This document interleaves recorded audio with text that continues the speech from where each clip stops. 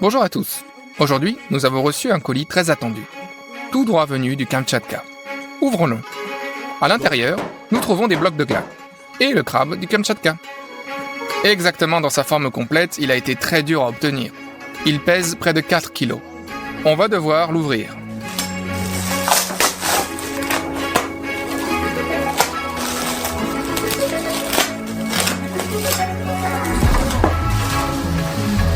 Quand il est compact, il n'est pas si grand. Mais si vous dépliez ses phalanges, vous voyez immédiatement qu'il s'agit d'un monstre qui a été tiré du fond de l'océan. Il existe de nombreuses sortes de crabes, mais il n'y a presque rien à manger dedans. Celui-ci, en revanche, a beaucoup de viande. C'est pourquoi il est considéré comme le plus cher du monde. Notre crabe coûte 220 $. Il est déjà bouilli. Nous devons donc en retirer la viande. On arrache la coquille. Enlevez maintenant les branches.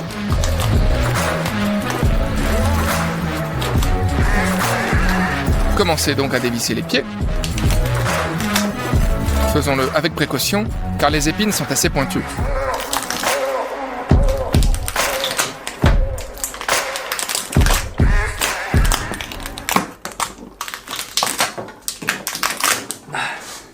Retirons le reste de la viande de la coquille. Il y a une montagne de phalanges. Vous devez les séparer au niveau des joints.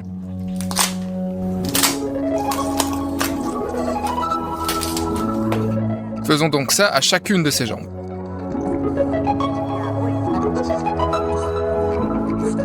Maintenant, prenez une phalange.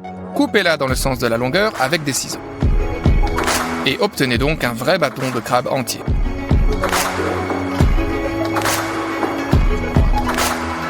Déposez la viande dans un bol. Après une vingtaine de minutes, nous aurons extrait toute la chair du crabe.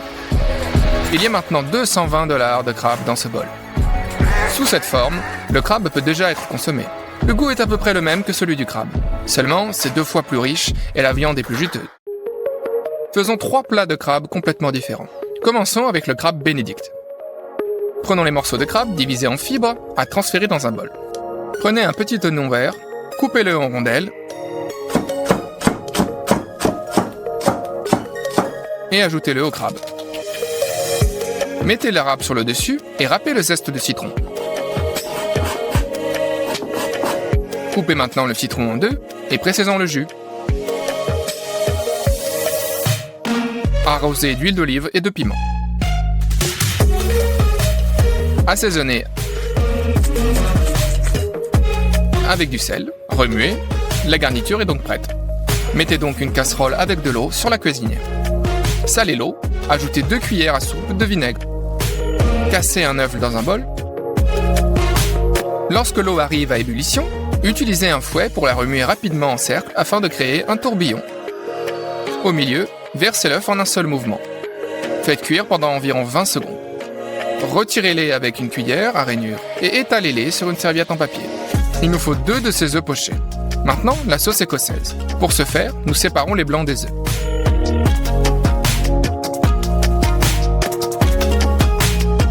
Tout ce dont nous avons besoin, c'est le jaune d'œuf. 4 jaunes d'œufs en fait. Mettez-les dans un bain de vapeur, remuez rapidement. Après 15 secondes, enlevez-les. Versez donc un peu de vinaigre et d'huile en un mince filet et remuez. Faites épaissir progressivement la masse. Assaisonnez ensuite avec du sel et versez dans une casserole. Mettez une poêle à griller sur la cuisinière et faites griller 2 de ces petits pains des 2 côtés jusqu'à ce qu'ils soient croustillants. Mettez les petits pains sur une assiette. Mettez la chair de crabe et la vinaigrette sur le dessus. Aplatissez, puis nous servirons les œufs pochés. Versez un peu de sauce scotch sur le dessus.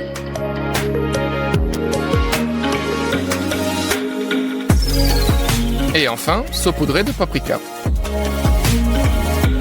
Le crabe bénédicte est prêt. Cassons l'œuf. Le jaune d'œuf s'étale juste comme il faut.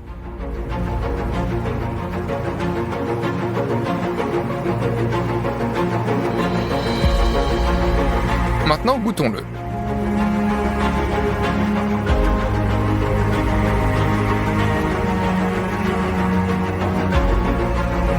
c'est incroyablement délicieux. Toast croustillant, jaune d'œuf coulant, sauce écossaise et crabe, le petit déjeuner des rois. Le prochain plat est le tom yum. Tout ce dont nous avons besoin, c'est du crabe, des coquilles et des crevettes. Ajoutons aussi du lait de coco, de la pâte tom yum, du bouillon de poisson en granulé, de la sauce de poisson, de la sauce d'huître et des tomates cerises. Ouvrons le bonito kanzashi. Déposons les boulettes dans la casserole. Versons 2 litres d'eau bouillante. Et remuons jusqu'à ce que les granulés soient dissous.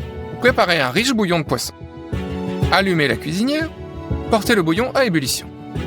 Ouvrons maintenant le lait de coco. Bien que ce lait ressemble plus à une pâte. Mettons-le dans le pot.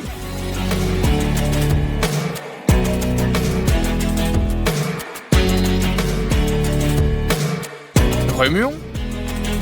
Et la soupe devient blanche. Ajoutez donc la sauce de poisson, ainsi qu'une cuillère à soupe de sauce d'huître. Le plus important, la pâte tom yum aussi. Il contient toutes les épices thaïlandaises. Mettez 2 cuillères dans la soupe. Remuez donc. Il ne reste plus que les fruits de mer. Coquille Saint-Jacques.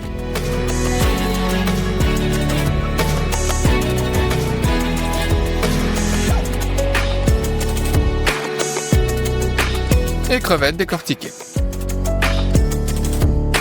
Ainsi que le crabe royal. Coupez les tomates cerises en 2 et mettez-les dans la soupe. Remuez une dernière fois et le tom yum au crabe est prêt. Versez-le dans une louche et remplissez une assiette.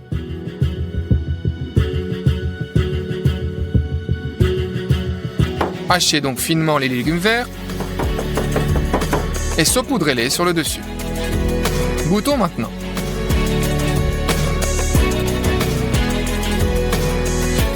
C'est l'une des soupes les plus riches que j'ai jamais mangées. Une soupe si puissante et épicée, avec beaucoup de fruits de mer. Pour le 3e plat, nous avons besoin de phalanges de crabe entières. Nous les coupons donc en morceaux, qui seront faciles à manger.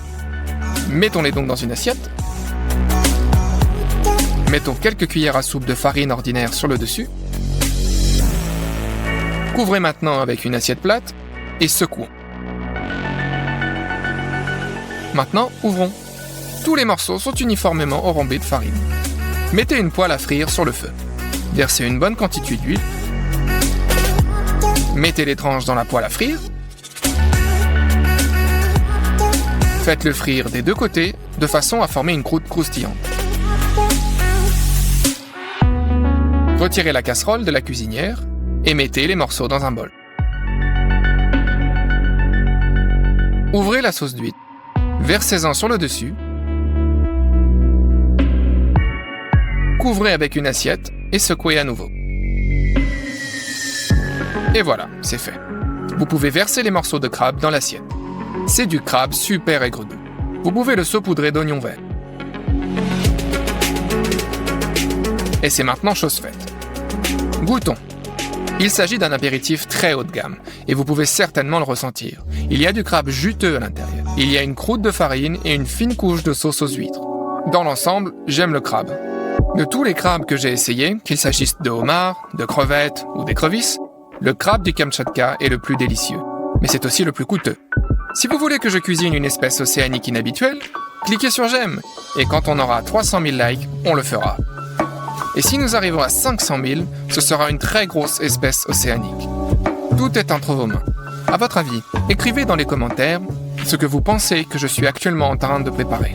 N'oubliez pas de partager cette chaîne avec vos amis et de vous abonner à ma chaîne. Au revoir tout le monde.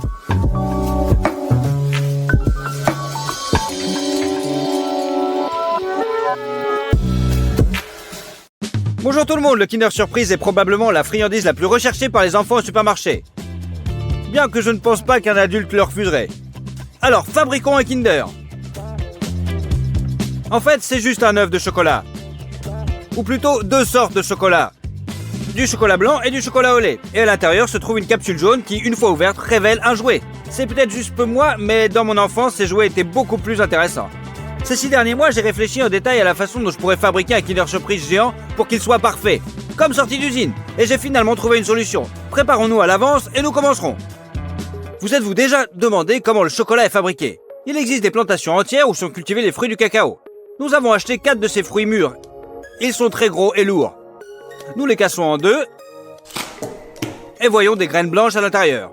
Ce sont les fèves de cacao mûres. Mais pour la transformer en chocolat, il faut les transformer. Nous les mettons dans un tonneau en bois.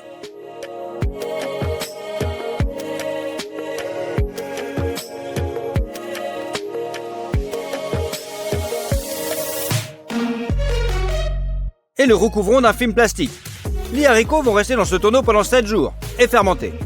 Eh bien, il est temps de les faire sortir. Parfait! Les fèves de cacao ont fermenté comme il se doit et elles sentent bon le vinaigre. Maintenant, nous prenons un séchoir comme celui-ci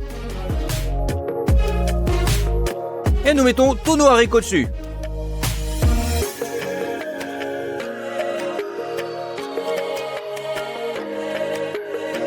Réglez-le à 40 degrés et allumez-le. Ils vont sécher pendant encore 7 jours. Une semaine s'est écoulée et les fèves de cacao sont complètement sèches. Mais cela ne suffit pas à fabriquer mon œuf géant, c'est certain. J'ai donc acheté plus de fèves de cacao séchées. Ils sont exactement les mêmes que les nôtres. Maintenant, ils sont crus. Alors on sort et on verse 2 sacs de haricots dans la marmite.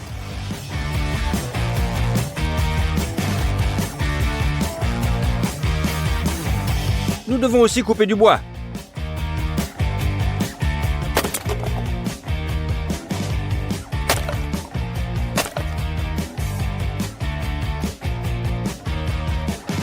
On ouvre le poêle, mettez-y du papier froissé et un peu de bois de chauffage.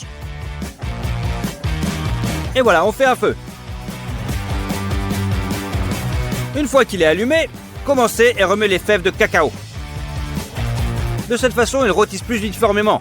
Après environ 10 minutes, ils commencent à sentir très bon. Donc encore 5 minutes et vous pourrez vérifier. Une fois torréfiées, les fèves de cacao doivent se détacher facilement. Retirez-les du feu.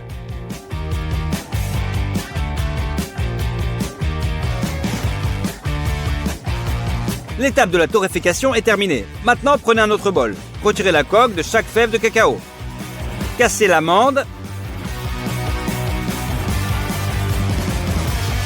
Et mettez-la dans le deuxième bol. On a ce morceau de cacao. Il s'agit probablement de la principale matière première pour la fabrication du chocolat au lait. Nous avons également acheté une boîte comme celle-ci. On l'ouvre. Et à l'intérieur, on voit beaucoup de beurre de cacao. Il a l'apparence et le toucher de lessive. Pour le faire fondre facilement, on les coupe avec un couteau. C'est un processus très collant.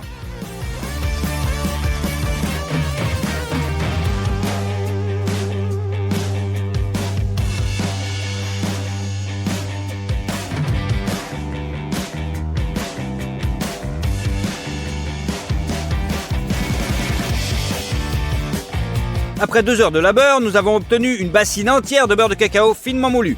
Pour faire du chocolat correctement, vous avez besoin d'une machine comme ça. Il s'agit essentiellement d'un moulin électrique avec des meules en pierre comme celle-ci. On y mélange des morceaux de cacao, du lait en poudre, du sucre et du beurre de cacao. Nous prenons 1 kg de morceaux de cacao et le mettons au broyeur. Une tasse pleine de lait en poudre. Un verre de sucre. Et on allume. Tous les ingrédients sont mélangés, puis progressivement réduits en une poudre plus fine. On ajoute le beurre de cacao. À partir de la friction, il va progressivement se réchauffer et la masse va devenir plus liquide. Maintenant, il faut juste du temps. Les grains seront de plus en plus petits. Pendant ce temps, allumez une autre machine. Elle va chauffer le chocolat pour le garder liquide. Remplissez d'eau jusqu'à la marque maximale. Réglez-le sur 2 et mettez-le en marche. 2 heures se sont écoulées, le chocolat est devenu encore plus liquide. Pour lui donner le goût auquel nous sommes habitués, nous allons ajouter de l'extrait de vanille, de même une poudre appelée l'excitine de soja et utilisée dans le chocolat manufacturé. Vous devez ajouter, et vous inquiétez pas, c'est pas mauvais. Le chocolat est resté dans le mélangeur pendant 3 heures. Éteignez-le et versez-le dans les récipients Gastronorm.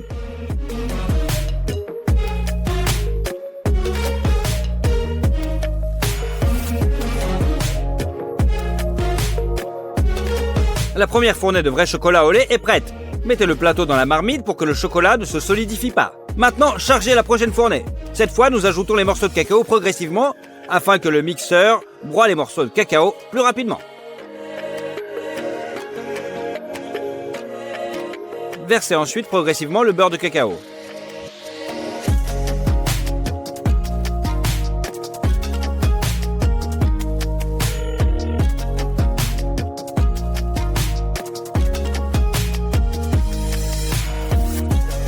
Lorsque le mélange est liquide, versez progressivement le sucre.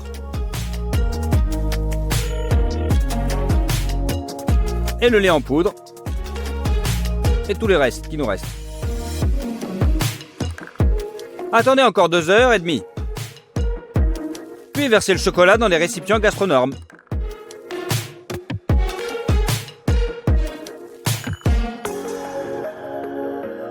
Et à partir de la 3e fois, ajoutez plus de lait en poudre et remuez pendant 4 heures. Le résultat est un chocolat au lait brillant parfait. Nous le versons aussi. Il nous a fallu 2 jours pour remplir ce bol à ras-bord.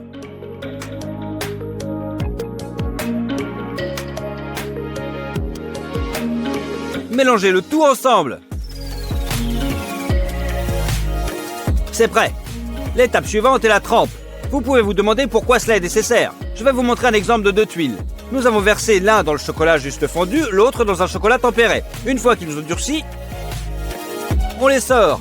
Et celui qui est juste fondu fond très vite et reste sur vos mains, c'est givré et très doux. Le chocolat tempéré, quant à lui, est brillant. Les cristaux de beurre de cacao sont réunis en un bloc solide et cristallin. C'est pourquoi il y a un craquement quand on le casse. Pour pouvoir ensuite préparer un grand volume de chocolat, augmentez la chaleur. Et en remuant constamment, faites chauffer le chocolat à 45 degrés. Sortez le bol du moule et on le met dehors. On le met sur une plaque froide. En remuant constamment pendant 15 minutes, le chocolat devrait refroidir à exactement 25 degrés. C'est prêt, remettez le chocolat sur le feu.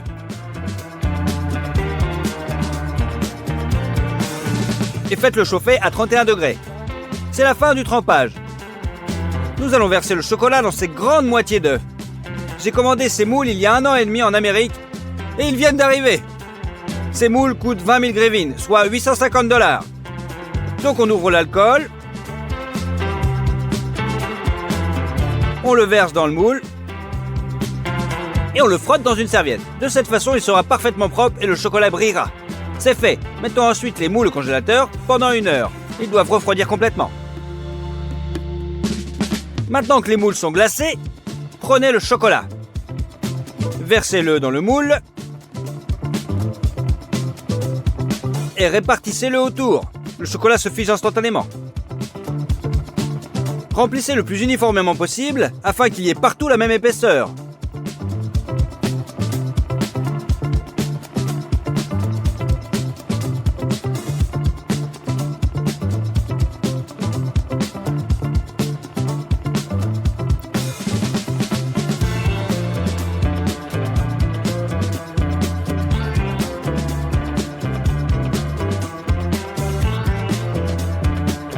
Rajoutez l'excédent de chocolat par filet.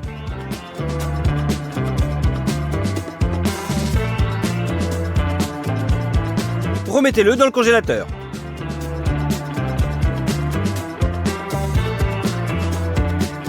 Reversez à nouveau les moules.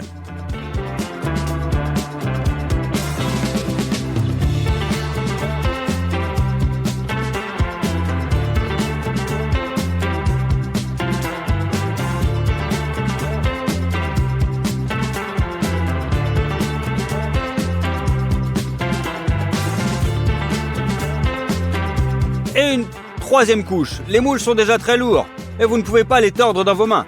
On verse donc le chocolat le long des parois et on l'étale avec une spatule. De cette façon, nous avons fini tout le chocolat au lait.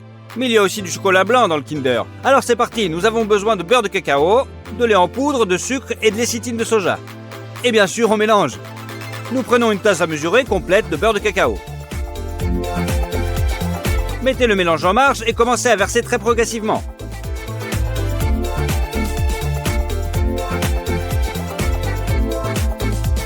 On y ajoute 1/3 de cuillère à café de lécithine de soja. Prenez 700 g de sucre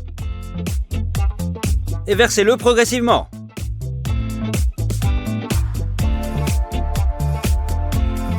et une pleine tasse à mesurer de lait en poudre.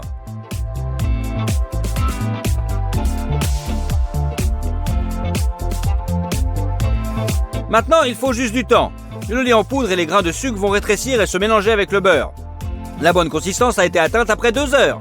Versons notre chocolat blanc maison dans la marmite. Nous avons cuit le chocolat blanc pendant 15 heures. Nous le tempérons également.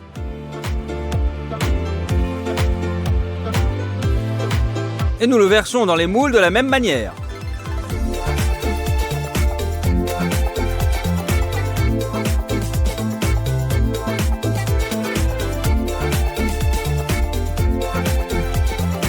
Nous l'avons également étalé avec une spatule. Nous avons versé le chocolat blanc en une seule fois, mais lentement. Pendant que vous l'étalez sur un moule, l'autre a le temps de durcir. La moitié d'œufs en chocolat sont prêtes. Faisons comme avec les vrais Kinder Surprise, à savoir la capsule jaune. Pour ce faire, nous avons acheté un baril en plastique de 20 litres comme celui-ci. On défait les fixations de la poignée et on la retire. Le baril a la forme d'une capsule, mais pas en couleur. Alors on dévisse le couvercle et on l'emmène dans un endroit sûr pour le peindre. On secoue les pots de peinture et on recouvre le baril de jaune. Nous l'avons peint entièrement avec 3 couches, s'il vous plaît. Il s'avère que c'est une grosse capsule jaune. Ça ressemble à l'original pour moi. Quel genre de cadeau allons-nous y mettre à l'intérieur? J'y ai réfléchi à l'avance et j'ai commandé une enceinte Bluetooth sympa comme celle-ci. On l'ouvre et on le met dans la capsule. Avec les fils et le manuel. C'est tout, nous pouvons fermer. Nous avons mis notre surprise dans une des moitiés. Et on sort l'autre du moule.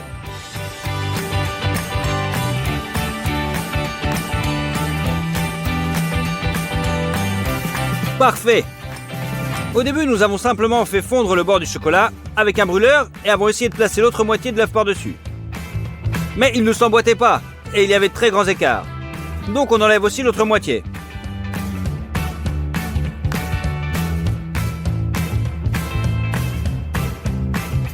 Avec un couteau, coupez tous les bords rugueux.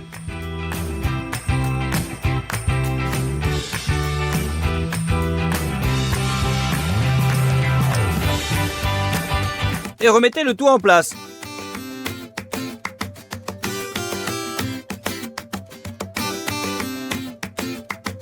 C'est presque droit. Nous recouvrons les joints avec du chocolat blanc et c'est bon.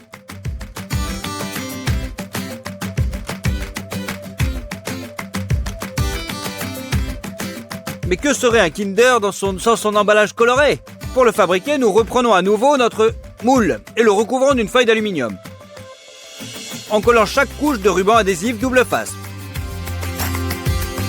Ensuite, il vous faut de la peinture acrylique, des rouleaux à peinture, des pinceaux et des crayons. Vous devez d'abord créer un fond rouge et blanc.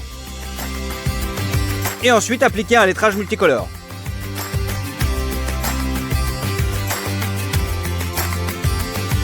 Je pense que ça s'est très bien passé.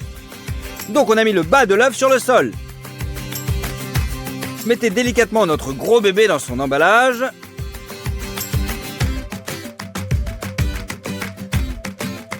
Et hop, avec l'aluminium, on le recouvre.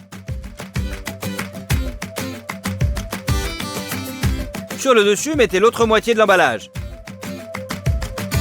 Reliez les plans et fixez-les avec une agrafeuse. Utilisez des ciseaux.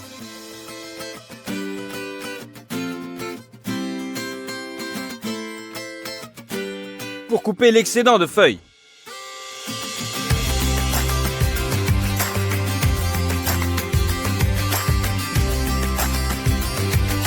Et pliez soigneusement le bord.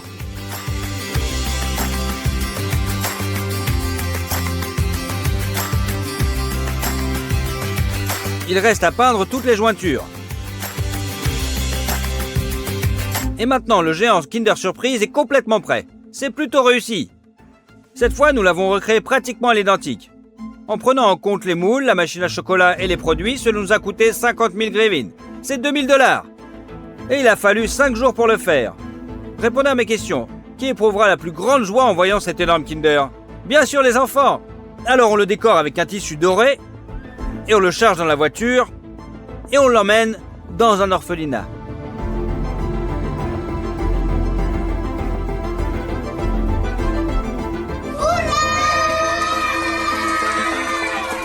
Les enfants étaient ravis et ont déchiré directement l'emballage du Kinder Surprise.